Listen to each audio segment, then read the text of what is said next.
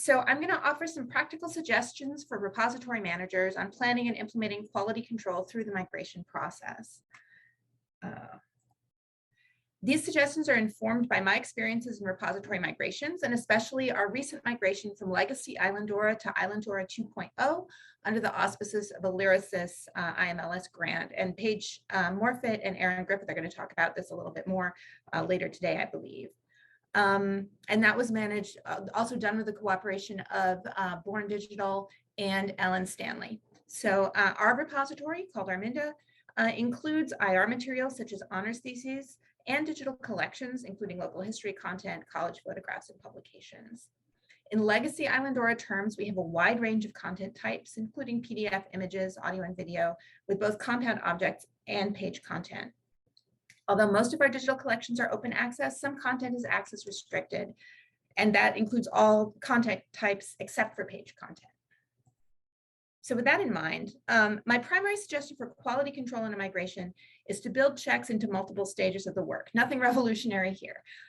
Pre-migration, which is to say pre-ingest, and ideally from the earliest stages of migration planning, you're going to want to document your collections and object types, objects and metadata fields, access restrictions for each collection or object, since without this information, you won't be able to tell if everything is present and functioning as expected in the new system. That might kind of go without saying, but you might not be thinking from the beginning that you need to have or should have examples of various types in mind to be checking after ingest.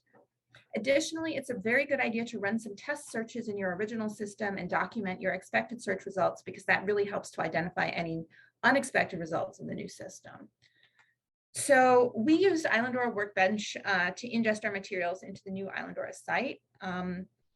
At this step, because we're using spreadsheets, it's really important to go over every component of the spreadsheet to be ingested and to have a checklist to do that. So you want to be checking your field names, your syntax, your URLs, general metadata accuracy. Additionally, Workbench as a command tool has a check function to run at the command line, which will identify a number of issues that could be present in a spreadsheet, and that lets you also fix them before ingest. Saves a lot of heartache. Post-ingest in your repository, you're going to be wanting to check appearance and functionality of all your objects. So beyond the basic appearance of the correct number of objects in a collection, you're going to want to ensure that your viewer or your player is working, that your child objects appear as expected, that you have your derivatives, access control and search results work as expected. And for access control in particular, you want to be checking that from within and outside of your system.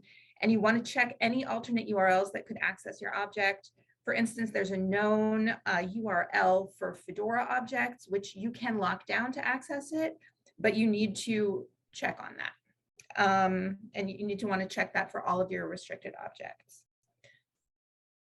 The planning for quality control work is really a team effort. You want to talk with everyone on your migration team about how testing is going to fit into your migration workflows. So this could include identifying test collections before you embark on your complete migration, and you want to have the same range of content types and functionality in your test collections as you do in your repository overall. It's not always possible, but if you can, try to avoid saving the collections with the most complicated content for last. That kind of seems to be how things work.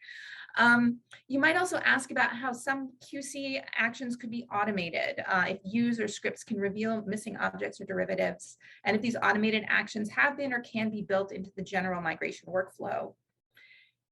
And you should have a plan with your whole team for providing feedback on ingest, because the sooner you can identify any problems that have come with that migration in, the less cleanup you're likely to have to do. Finally, part of the team effort is providing a second or third or fourth set of eyes on data before it's ingested and on the system after ingest.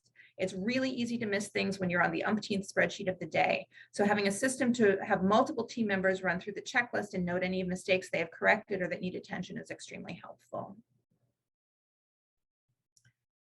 Our migration, as I said, was carried out as part of the Lyrasis IMLS grant, and some of the material we created as part of the migration toolkit relates directly to quality control. So there are links in my slides, which are in the public folder, to our metadata template and checklist, where we've got a bunch of questions we had to ask, our checklist for production once things were already in, and then links also to some of the notes in Workbench and the has media view filter that Seth created for sort of more the back end of checking on those derivatives.